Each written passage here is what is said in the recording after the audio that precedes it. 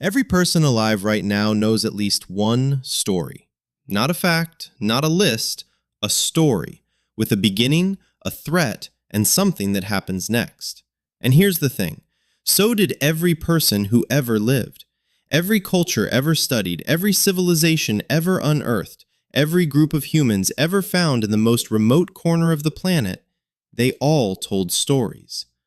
Not one exception, not a single outlier. That's not a coincidence. That's a clue. So when did it start? That's the question that's been keeping me up, honestly, because the answer isn't where you'd expect it to be. It doesn't begin with books or alphabets or even cave paintings. The evidence points somewhere much older and much stranger. And before this is over, we're going to land on a child's burial site that may be the single most haunting proof of narrative thinking ever found. We're not there yet, but keep that in your back pocket. Here's what makes this genuinely hard. Stories don't fossilize. A bone survives. A stone tool survives. A story told by firelight on a Tuesday night 100,000 years ago, gone. Completely, irreversibly gone. Which means every researcher working on this question is doing something closer to detective work than archaeology. They're looking for the shadow a story casts, not the story itself. And the shadow is everywhere once you know what you're looking at. Think about what storytelling actually requires. You need a mind that can hold a sequence. This happened, then that happened, then this other thing happened because of it. You need the ability to imagine something that isn't in front of you right now. A danger that passed, a place you've never been, a person who no longer exists. That's called mental time travel, and as far as we can tell, it's something only humans do with any real fluency. Every other animal lives, with very few exceptions, in an extended present. Humans live in a web of past, future, and invented possibility. And that web, that's where stories come from. The question isn't just when we started telling them. It's whether storytelling was always this fundamental, or whether it started as something smaller, a grunt, a gesture, a reenacted chase, and slowly became the engine that powered everything: cities, laws, religion, money, everything you think of as civilization. Because some researchers think stories weren't a product of civilization. They think stories came first. But before we can go there, we have to look at what a story actually does to the brain that's receiving it.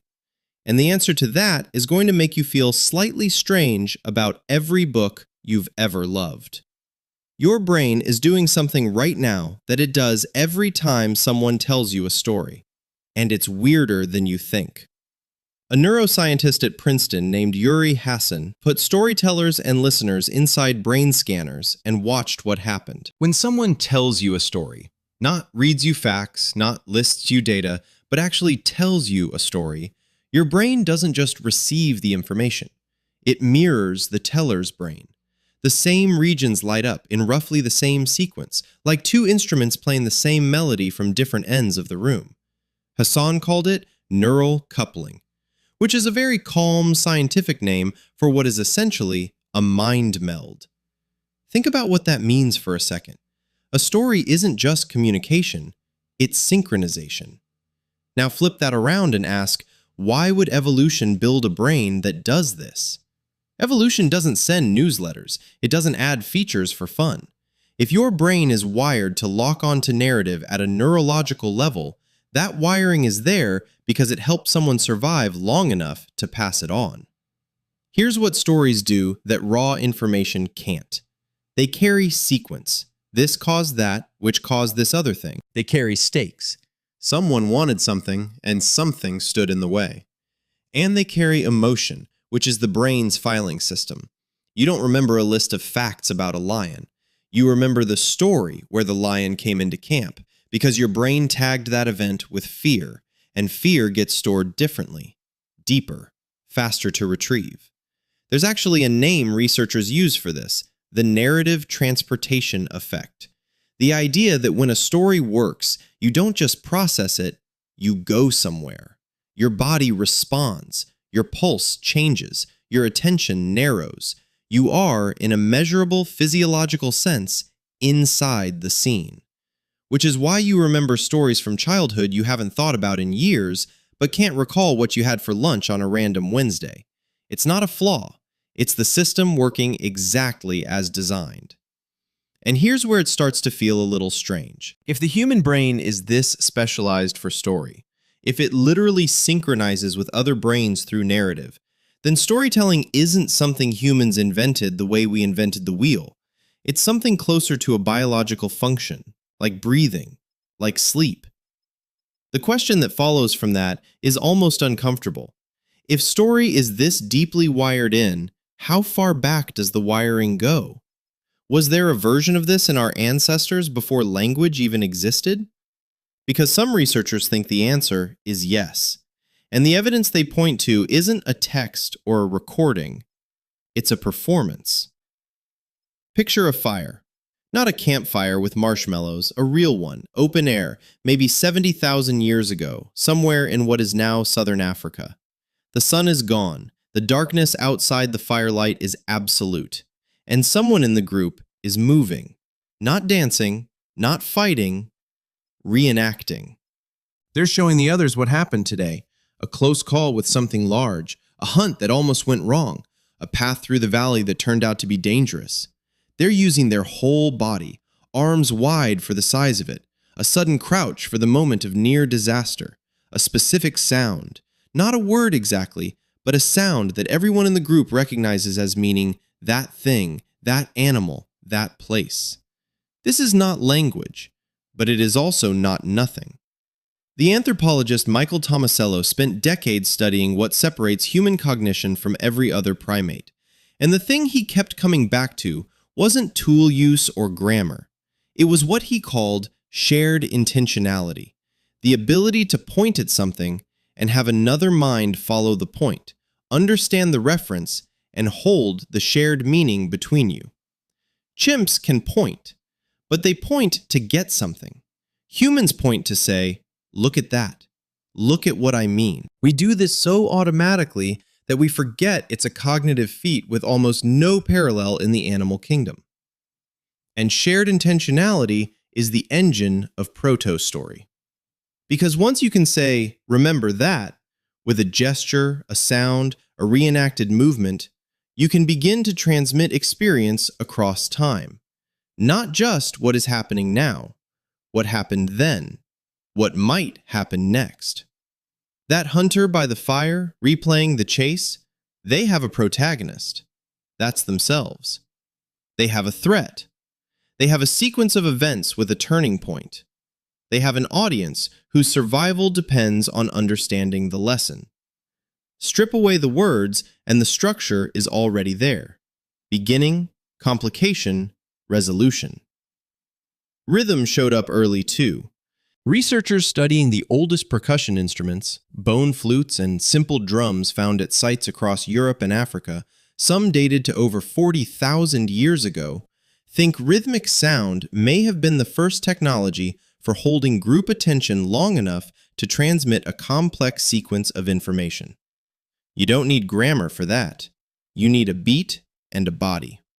What's quietly strange about all of this is that we've been telling ourselves storytelling required language first. That narrative was downstream of words. But the evidence keeps suggesting it might be the other way around, that the impulse to narrate came first and language grew to serve it.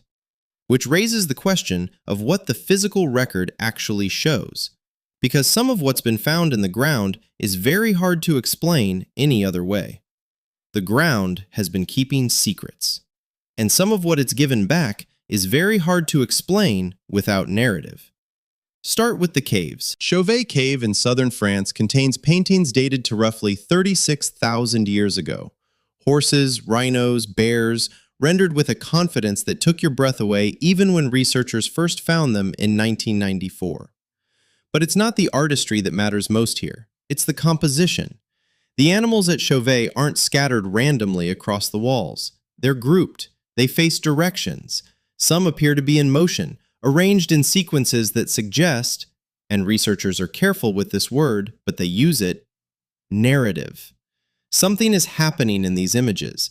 There's a before and an after implied in the arrangement. Now go back further, much further. Blombos Cave on the southern tip of South Africa has yielded pieces of ochre, a red mineral pigment, engraved with deliberate geometric patterns. Dated to 100,000 years ago. That's not a typo. 100,000. Writing wouldn't arrive for another 94,000 years, give or take. Whatever those marks meant, someone made them on purpose, with a system, and presumably expected another mind to receive them. That is, at minimum, symbolic thinking. And symbolic thinking is the cognitive prerequisite for story. I'll be honest. When I first looked at the dates on the Blombos ochre, I assumed there had to be a mistake. The gap between those marks and anything we'd recognize as civilization is so vast it almost doesn't parse. But here's the find that really stops me cold. At Kafse Cave in Israel, archaeologists uncovered a burial site dated to roughly 92,000 years ago. A child, interred with care, with red ochre staining the bones, and deer antlers placed deliberately nearby. Not dropped, placed. The antlers were too large to have fallen in accidentally, and their position suggests intentional arrangement. Think about what a burial like that requires. It requires a belief that the dead person is going somewhere, or at the very least, that they were someone, that their departure matters, that there is a story continuing beyond the moment of death. You don't bury a child with grave goods because of instinct. You do it because you have a narrative about what death is, about what comes next. That's the smoking gun the outline promised earlier. Not a painting, a grave. The honest answer is that we can't know exactly what story those people believed. We probably never will. But the physical fact of the burial, the ochre, the antlers, the deliberate care, tells us that narrative thinking was operating at full power 92,000 years before anyone wrote a single word down. Which raises the next question. What were those stories actually for? Survival is the part people forget when they talk about storytelling. We filed it under culture, under art, under entertainment, and it was none of those things first. Consider what a group of early humans actually needed to stay alive across generations. Not just the knowledge itself, but the transmission of that knowledge to people who weren't there when it was learned. Which plants cause convulsions? Which river crossing floods without warning in the dry season? Which animal behaves differently when cornered? You can't write any of this down. You have no writing. What you have is tonight and a fire and the people around it, and the question of whether the thing you learned the hard way will outlast you. A list doesn't do it. A list is forgettable by design. But a story about the hunter who ignored the warning and what happened next, that sticks. That travels. That gets retold. This is where a researcher named Lynn Kelly comes in, and her work genuinely reframed how I think about oral tradition. Kelly spent years studying memory systems used by indigenous cultures around the world, particularly Australian Aboriginal peoples, and found that their songlines, the vast networks of sung navigational routes crossing the continent, encode ecological and geographical information with accuracy that is held up over thousands of years. Not hundreds, thousands.